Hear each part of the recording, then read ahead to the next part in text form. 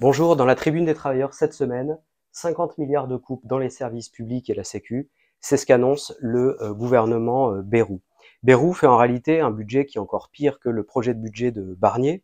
Bayrou, son ministre de l'économie et des finances, Éric Lombard, a annoncé que son objectif c'était de répondre, je cite, à l'inquiétude des marchés sur les finances publiques françaises. Alors, leur credo, c'est couper, couper toujours plus. Aux 40 milliards de Barnier d'économies faites sur les budgets, le gouvernement Bayrou propose d'en rajouter 10, 50 milliards de coupes.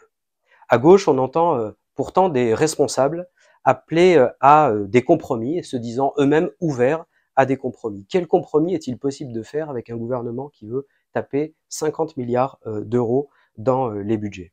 Alors c'est l'occasion pour la Tribune des travailleurs de revenir sur plusieurs mensonges qui entourent ce budget.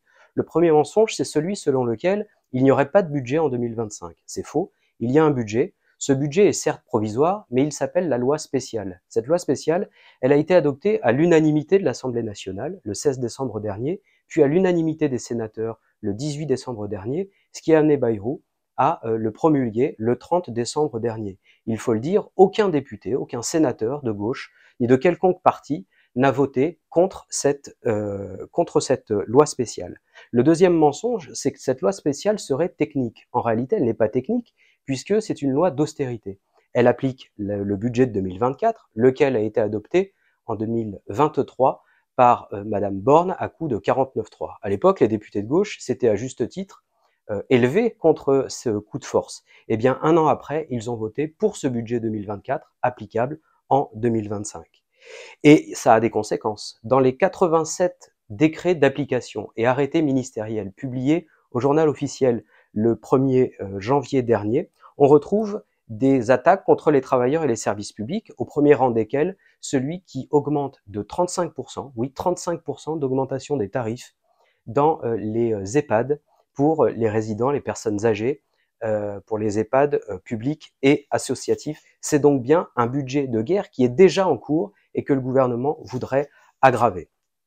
L'autre information que nous mettons en avant dans la Tribune des travailleurs, c'est la grève qui se poursuit à l'entreprise de transport FSO à Cergy-Pontoise dans le Val d'Oise. Cette grève dure maintenant depuis 61 jours et les travailleurs, les conducteurs, les conductrices exigent la satisfaction de leurs revendications depuis le premier jour de la grève le 7 novembre, à savoir le maintien de leur salaire. Cette grève continue, ils demandent à ce que leurs revendications soient entendues et surtout satisfaites. Dans la Tribune des travailleurs, nous revenons sur la campagne que nous avons menée durant tout le week-end pour collecter de l'argent en faveur des grévistes pour que leur grève l'emporte. C'est un acte de solidarité, c'est un acte d'organisation des travailleurs pour leur lutte de classe. Dans les pages internationales cette semaine, nous revenons également sur la désertion en masse dans l'armée ukrainienne. Une chose a fait grand bruit dans la presse ces derniers jours, l'annonce que 1700 soldats ukrainiens formés par l'armée française ont déserté avant même d'être envoyés au front. Il faut dire que leurs autres collègues qui n'ont pas déserté ont été envoyés à l'abattoir sur les points chauds de l'affrontement entre la Russie et l'Ukraine, où des dizaines d'entre eux ont été massacrés. La formation militaire en France était une exigence, une des décisions adoptées au Parlement européen en octobre 2022, rappelez-vous.